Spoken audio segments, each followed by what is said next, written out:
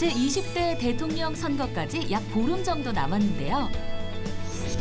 유권자들의 최대 관심사로 떠오르는 것은 바로 후보자들의 부동산 공약입니다. 이에 두 전문가가 나섰습니다. 후보자들의 부동산 공약을 속속들이 파헤쳐줄 17년차 베테랑, 부동산 투자 전문 이승훈 소장. 부동산 공약의 핫 이슈, 재개발, 재건축에 대한 모든 것을 알려줄 도시정비사업 전문가 김재경 소장. 자, 대선이 이제 보름 앞으로 다가왔습니다. 김재경 소장님은 후보자들의 공약 좀 살펴보셨나요? 아무래도 제가 또 부동산 전문가다 보니까 그렇죠. 부동산 공약에 눈길이 더 가더라고요. 아, 그렇죠. 아마도 국민들 모두가 대부분 가장 관심이 큰 분야가 부동산이 아닐까 생각이 들어요. 그래서 이제부터 대통령 후보자들의 부동산 공약을 오늘 낱낱이 비교, 분석해서 여러분들에게 알려드리겠습니다. 자, 그럼 첫 번째 키워드는 공급 확대입니다. 부동산 전문가가 뽑은 집값 상승 요인 1순위, 바로 신규 주택 공급 부족입니다. 집값 폭등을 부른 공급 부족을 해결할 후보자들의 공약은 무엇일까요? 아무래도 공급이 정말 중요하다고 할 수 있는데요. 공약을 보게 되면 공급의 주체와 방법에서 차이점이 나타나고 있는데요. 먼저 이재명 후보는 전국에 총 311만 호의 주택을 공급하겠다고 약속을 했습니다. 현 정부가 약속한 206만 가구보다도 무려 105만 가구가 많은 물량입니다. 누구나 제약이 없이 또 저렴하게 또 원한다면 평생도 거주가 가능한 그런 임대형 기본주택이 핵심이에요. 윤석열 후보는 5년간 250만 호 이상을 공급하겠다라는 공약을 내걸었습니다. 재건축과 재개발로 공급 물량의 20에서 30%를 확대하고 역세권에 무주택자를 위한 공공주택을 공급하겠다라고 밝혔죠. 일단 이재명 후보와 윤석열 후보는 공급의 주체에서 차이를 보이고 있죠. 이재명 후보는 정부가 나서서 공공주택 위주의 공급이 핵심이라면 윤석열 후보는 민간 재개발, 재건축 규제를 획기적으로 완화하여서 주택 공급을 활성화하자라는 것이 주요 골자입니다. 정부주도 공급은 경제적 여유가 없는 계층에게 도움이 된다는 장점이 있으며 민간주도 공급은 경제 활성화를 이끌 수 있다는 장점이 있습니다. 다음 후보자님 공약도 한번 보도록 할까요? 안철수 후보자 역시 250만 호를 공급하겠다라고 했습니다. 이 중에서 100만 호를 안심주택으로 공급하겠다라고 했는데요. 저렴한 국공 유지를 통해 저렴한 임대료를 책정한 주택이라고 합니다. 심상정 후보는 서민 위주의 공급 공약을 내걸었습니다.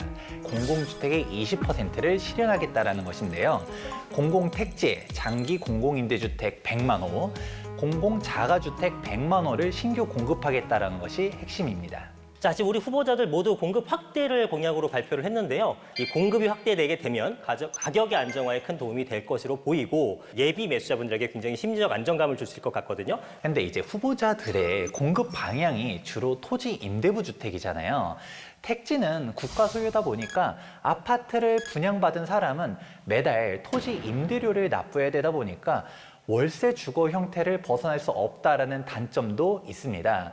자, 후보자들의 공급 확대 방안에 대해서 살펴봤는데요. 자, 두 번째 키워드는 어떻게 보면은 첫 번째 키워드보다 더 많은 사람들이 관심을 갖고 있는 키워드 같기도 합니다. 자, 바로 세금이에요.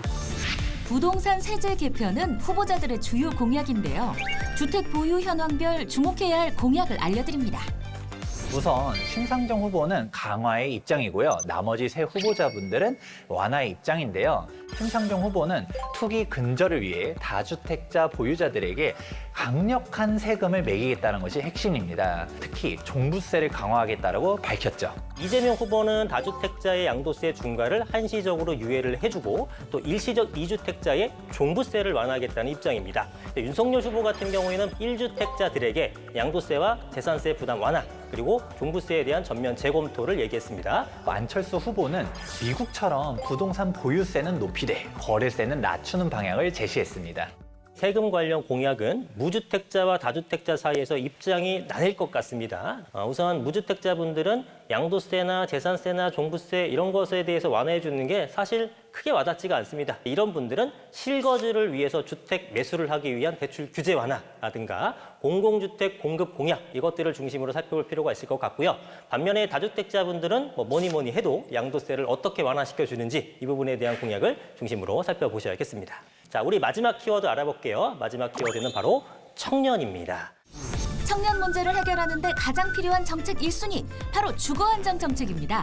2030의 표심을 사로잡을 후보자들의 청년 공약은? 사실 저도 청년이기도 하고 네. 제 주변에 30대 친구분들이 많다 보니까 이 부분이 가장 우리 2030에는 관심이 많은 것 같은데 저도 뭐 마음 많은 청년인데요.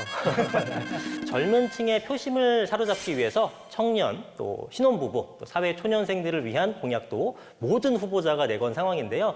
먼저 이재명 후보는 신규 공급 물량의 30%를 무주택 청년에게 우선 배정하고요. 용산공원 인근의 주택 같은 경우는 전량 청년 기본주택으로 공급하겠다고 입장을 밝히셨어요. 윤석열 후보는 청년 원가 주택이 있는데요. 시중의 가격보다 낮은 건설 원가로 주택을 분양받고 분양가의 20%만 납부하면 나머지 80%는 장기 저금리 대출을 받을 수 있는 것입니다. 안철수 후보 같은 경우에는요, 45년의 초장기 모기지 도입이 좀 돋보입니다. 15년은 거치를 하고요, 나머지 30년 동안 상환을 하는 것이 핵심인데 이렇게 청년들이 목돈을 마련할 가능성을 높이겠다, 이런 취지에서 이런 공약을 내걸었습니다.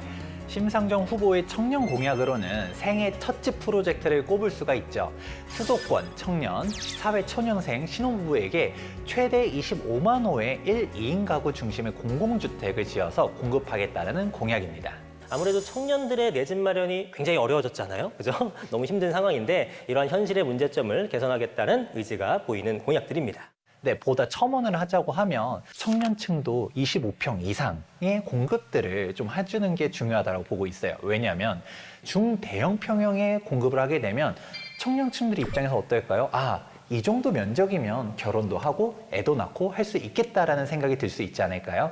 꼭 청년 정책이다라고만 생각하기보다도 출산 장려 정책, 미래를 위한 투자 이렇게도 접근해 보면 아무래도 훨씬 더 좋은 공약이 나오지 않을까 생각해 보고 있습니다. 네, 저희가 오늘 후보자들의 부동산 공약에 대해서 살펴봤는데요. 저는 개인적으로 어떤 분이 당선이 되던 공약을 만들었던 그 마음 잃지 않고 미래를 위해서 함께 힘쓰면 좋겠다고 생각합니다.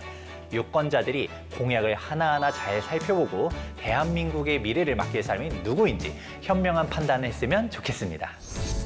발열 체크 및 손 소독은 필수. 거리 두기를 유지하고 마스크를 내려 본인 확인을 합니다.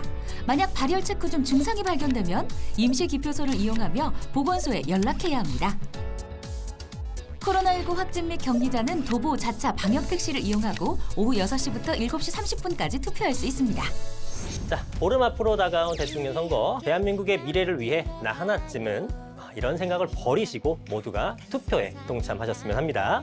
3월 9일 제20대 대통령 선거 꼭 투표하세요. 가득한 세상을